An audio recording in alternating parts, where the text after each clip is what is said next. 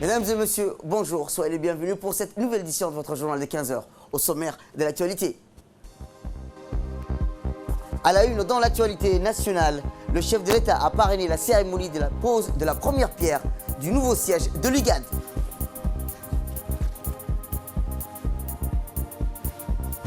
Toujours dans l'actualité nationale, un atelier de formation portant sur le programme d'examen des dépenses publiques et d'évaluation de la responsabilité financière est organisé par le ministère du Budget. Et en Somalie, l'invasion de cricket a déclaré une urgence nationale. C'était les titres. Merci si vous nous rejoignez. Le chef de l'État, son Excellence Ismaël Omar Guelleh, a ce matin procédé à la cérémonie de pose du nouveau siège de l'autorité intergouvernementale pour le développement connue sous l'IGAD à Gabot-4.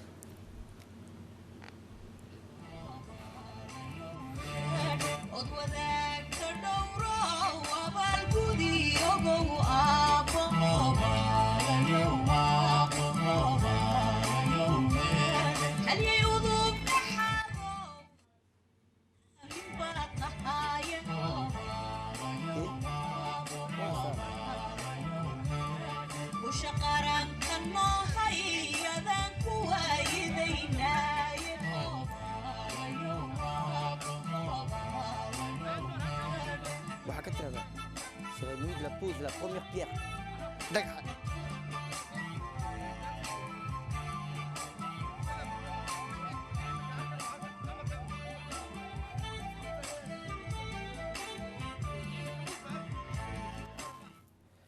À son arrivée, le chef de l'État a été accueilli par le Premier ministre, M. Abdelkader Kamel Mohamed, le chef de la diplomatie djiboutienne et le secrétaire exécutif de l'IGAD, M. Workini Gebreyou.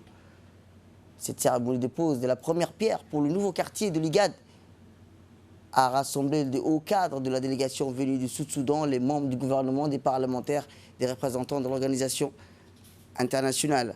Rappelons-le que lors de cette cérémonie de pose de la première pierre, rassemblée de hauts cadres, dès l'arrivée, le chef de l'État a été accueilli et la première dame a été accueillie par le Premier ministre, M. Abdelkader Kamel Mohamed, les organisations onusiennes, les ambassadeurs, divers d'autres gradés de l'armée.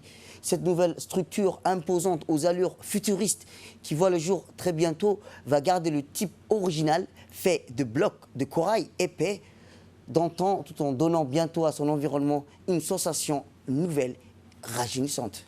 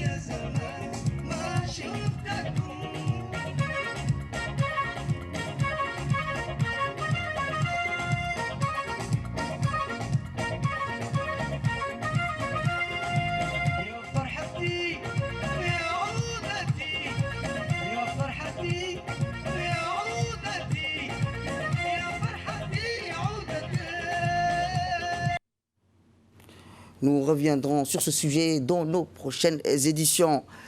Eh bien, je vous le disais, une visite du Premier ministre sud-soudanais Abdallah Hamdok à Djibouti. Après sa rencontre avec le chef de l'État, rappelons-le, le président de la République, suivi d'une réunion de haute délégation, le Premier ministre du Soudan Abdallah Hamdok a visité les infrastructures économiques, notamment portuaires de Djibouti, accompagné par les membres de sa délégation et par les ministres des Affaires étrangères. Par le ministre des Affaires étrangères, Mohamed Al-Youssouf, du Commerce, Hassan Ahmed Ibrahim. Il a été accueilli par le président des autorités des ports et des zones franches, M. Aboubakar Omar Hadi, et ses collaborateurs au terminal à conteneurs. Le Premier ministre soudanais a salué les cadres de cette importante infrastructure portuaire qui est l'un des poumons économiques de Djibouti. Le président de la République, le président des autorités des ports et des zones franches a souhaité la bienvenue à la délégation du Soudan qu'il a informé sur les capacités techniques et opérationnelles du terminal à conteneurs fleurant économique pour transiter une importante quantité de marchandises à destination des pays voisins, notamment l'Éthiopie, notre grand voisin.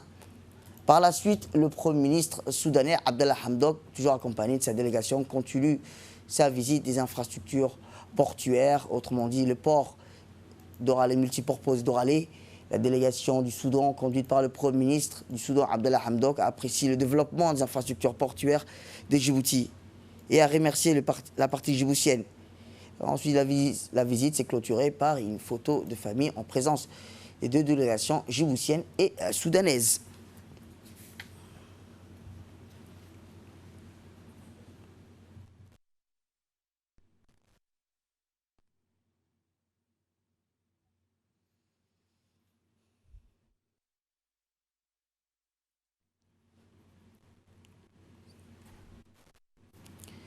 La visite s'est toujours poursuivie pour le Premier ministre Abdallah Hamdok, soudanais, à Djibouti. Ensuite, il y a le télécom de Haremus, après avoir participé à la cérémonie de la pose de la première pierre du futur nouveau siège de l'IGAD, l'organisation qui regroupe les pays de la Corne d'Afrique. Le Premier ministre du Soudan, Abdallah Hamdok, a pris la direction de Haremus pour une visite des infrastructures de télécommunications de Djibouti Télécom. Accompagné par le ministre des Affaires étrangères, des membres de sa délégation, le Premier ministre du Soudan a été accueilli par le ministre de la Communication, M. Redouane Abdullahi Bahdon. Tout le staff de Djibouti Télécom était présent lors de cette visite qui a permis au Premier ministre du Soudan de découvrir les capacités techniques de communication du fleuron des infrastructures de télécommunications qui permet à notre pays d'être connecté partout grâce aux différents câbles mis en service qui aboutissent tous à Haremus. Le Premier ministre du Soudan a remercié la partie pour son accueil et s'est réjoui du développement des infrastructures de télécommunications que possède notre pays.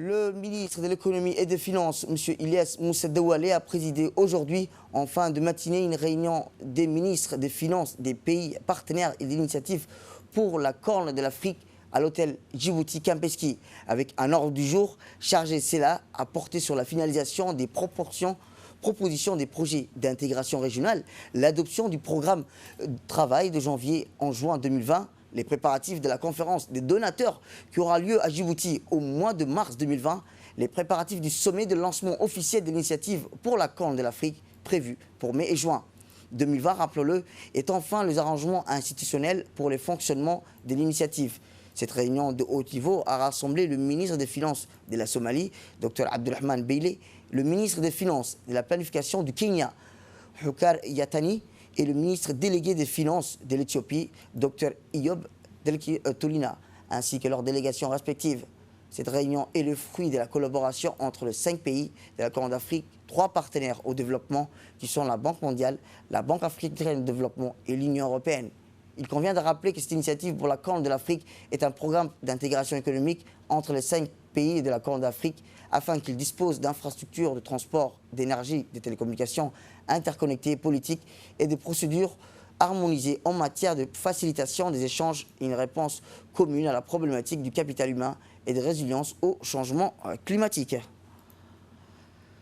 La ministre des Affaires sociales et de la Solidarité, Mme Mouna Ousmane Aden, a reçu en visite de courtoisie le directeur régional du bureau de l'OIM pour l'Afrique de l'Est, de la Corne de l'Afrique, M. Mohamed Abdi Khader Mahmoud.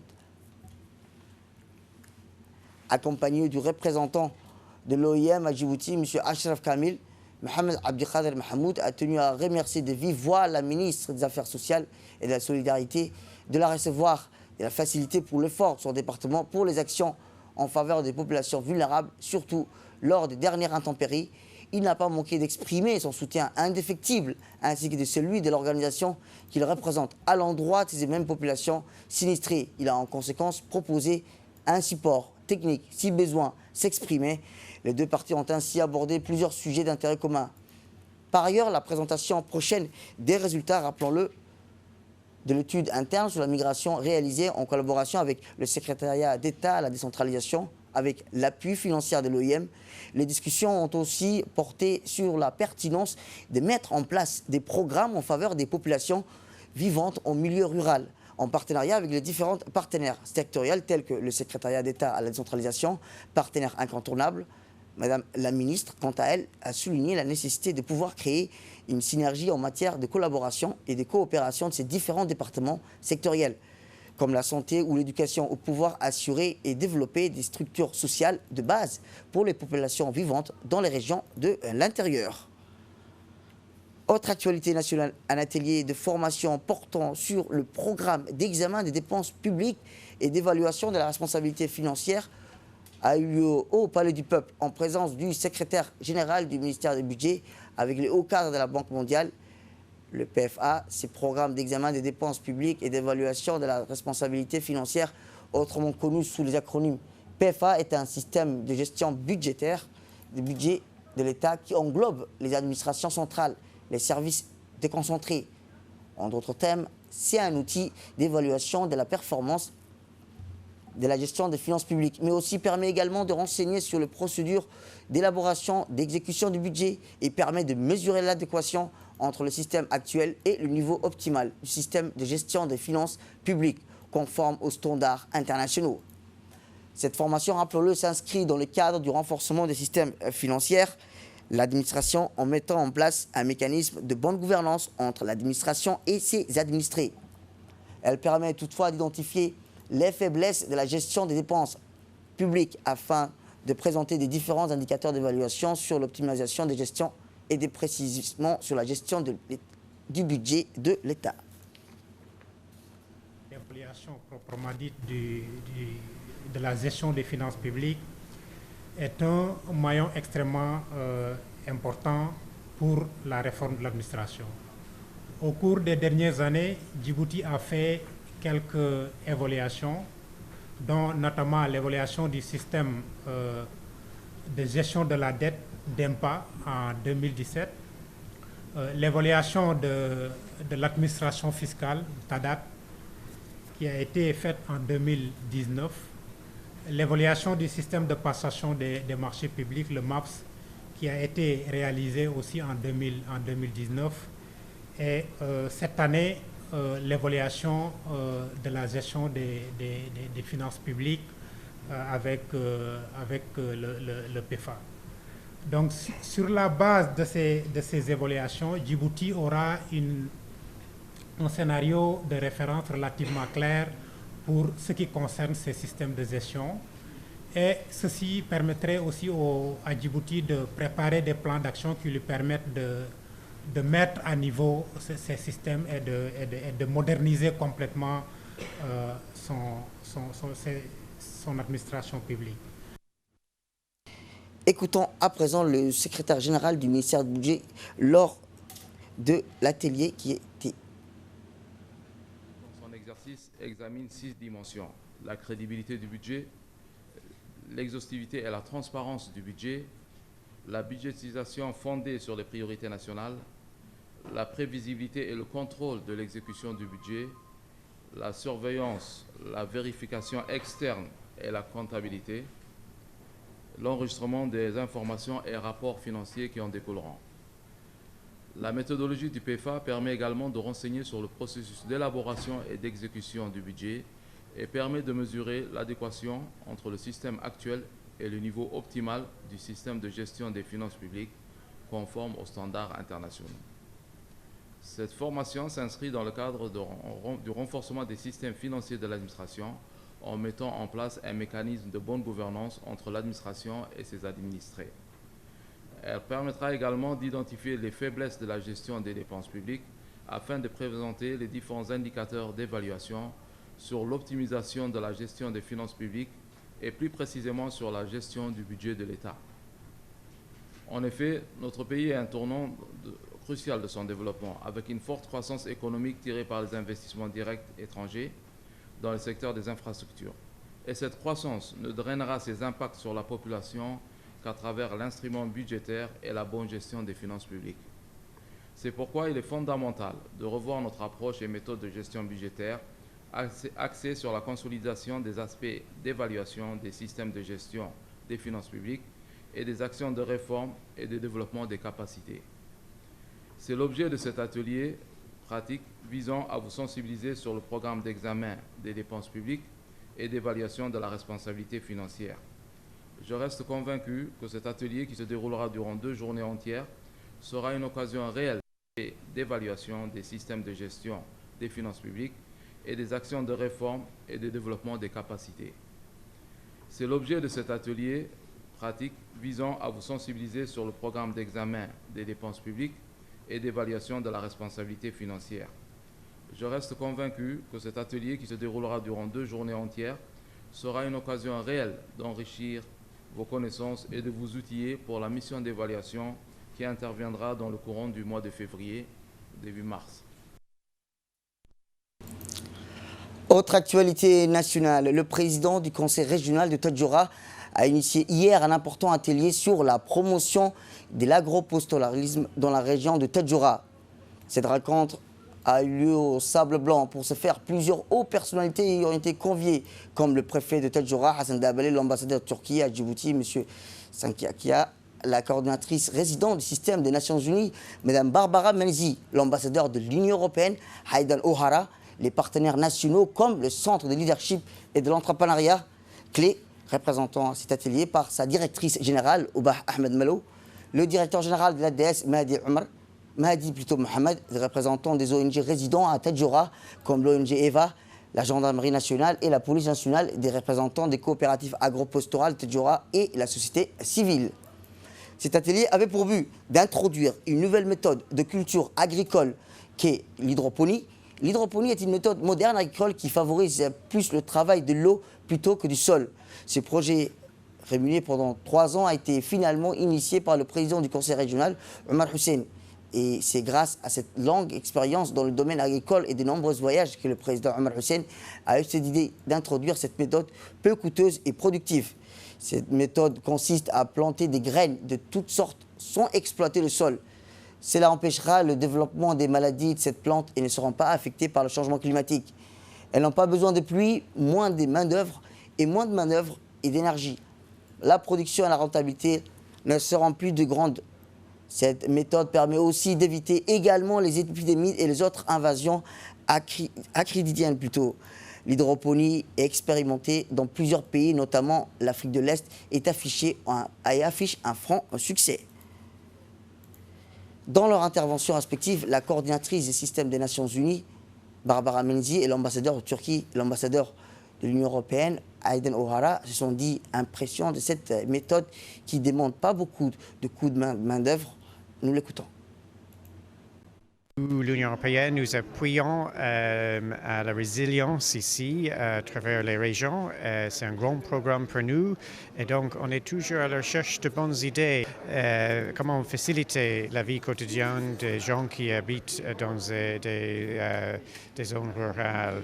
Et donc, moi, je crois que les présentations de ce matin, nous avons donné beaucoup d'idées, beaucoup d'opportunités maintenant de réfléchir avec nos partenaires si c'est un système qui convient aussi à Djibouti.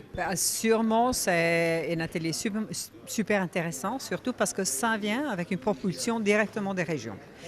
L'hydroponie n'est pas nouvelle ici à Djibouti. Il y a eu des expériences avant. Ce que c'est important, c'est vraiment de prendre les leçons apprises et faire de forme que ce soit un succès. On a besoin de succès. Je suis sûre que ce sera un succès.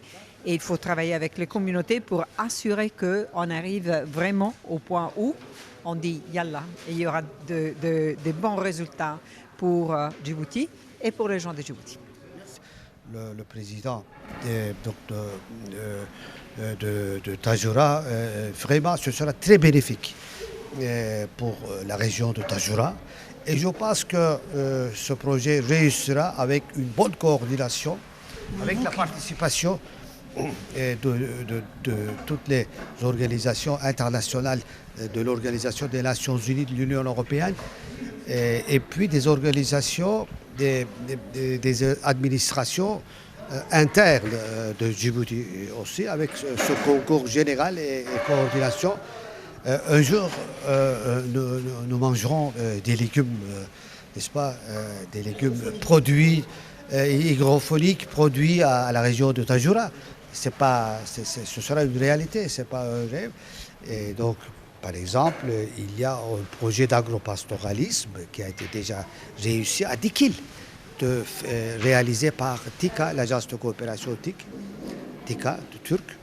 Et donc, même des pastèques, aubergines ou courgettes ou salades ont été produits. Pourquoi pas?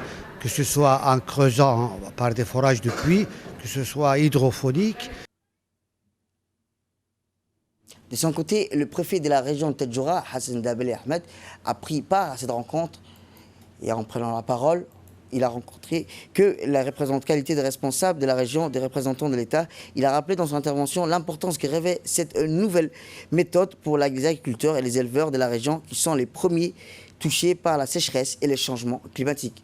Voici son extrait. Remercier tout particulièrement les représentants de l'Union européenne et j'exhorte aussi les autres partenaires au développement de suivre les pas dans un esprit bien sûr que tout le monde a évoqué, c'est-à-dire la coordination. C'est très très important. Donc nous espérons par ailleurs que les retombées importantes de ce nouveau pratique agricole qu'est l'hydroponie, qui semble bien réussir ailleurs, pas loin au Kenya, car tous les facteurs cités comme les problèmes d'eau et le reste ne semblent pas un obstacle dans cette pratique. Je souhaite plein succès au président du conseil régional, initiateur de ce projet, et sur ce, je déclare clos l'atelier sur la promotion de l'agropastoralisme à Tadjoura. De son côté, la directrice du centre leadership et de l'entrepreneuriat, Mme Oubah Ahmed Malo, et le président de l'ONG EVA, Ahmed Ali Ahmed, ont rappelé tour à tour l'impact de ce projet et ses bienfaits pour la région Tebnek-Ouima de Tadjoura.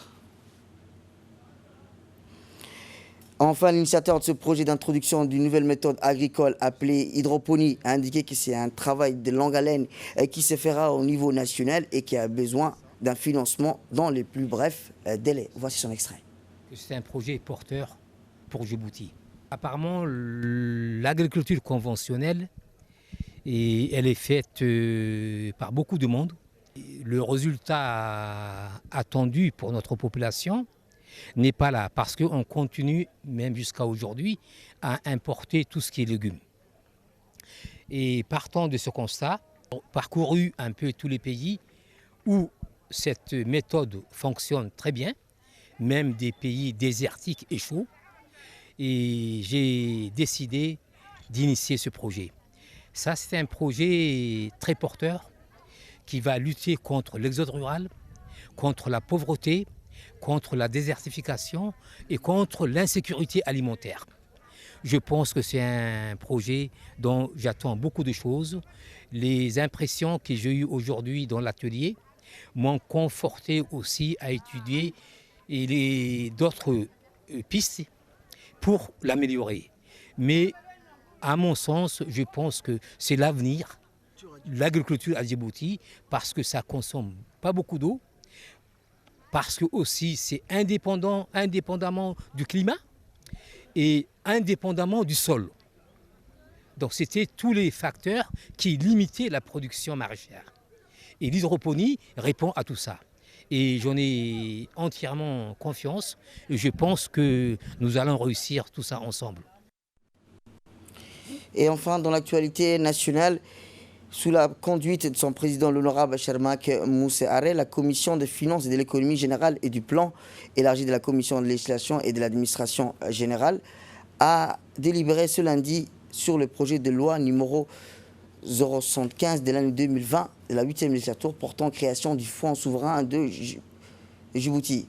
Pour rappel, la FSD aura pour objectif de mieux gérer le surplus de la trésorerie publique et de générer de l'épargne pour les générations futures. Détenu par l'État, il aura pour mission d'investir dans le tissu économique des projets rentables et à fort potentiel de création d'emplois, co-investir avec les investisseurs nationaux et internationaux dans des projets propices au développement de ces pays. Et dans l'actualité internationale, pour clore le journal, Novak Djokovic s'est offert aujourd'hui à Melbourne son 8e Open d'Australie, son 17e titre de Grand Chelem. Le Serbe n'est désormais plus qu'à 3 victoires du record de Roger Federer. Et en Syrie, cette semaine, plus de 45 000 enfants ont dû quitter leur foyer selon l'UNICEF. Au total, plus de 390 personnes ont été déplacées depuis décembre dans le nord-ouest de la Syrie, selon la directrice de l'organe des systèmes des Nations Unies pour l'enfant. Et en Somalie, l'invasion de criquets balayant la Corne d'Afrique a été déclarée l'urgence nationale en Somalie, où ces insectes dévastent l'approvisionnement, a annoncé dimanche le ministre somalien de la Culture. Le ministère de la Culture a déclaré une urgence nationale en raison de recrudescence actuelle des criquets pèlerins qui constituent une menace majeure pour la fragile situation de la sécurité alimentaire en Somalie, a-t-il indiqué dans un communiqué. La Somalie est le premier pays de la région de se mobiliser au niveau national pour lutter contre les SM des criquets affamés, dont l'apparition, selon les experts, est liée à des variations climatiques extrêmes. C'est tout pour cette édition. Merci à vous de nous avoir suivis. Restez avec nous pour la suite de nos programmes télévisés. Prochain retrouvailles, c'est dans l'édition de 22h.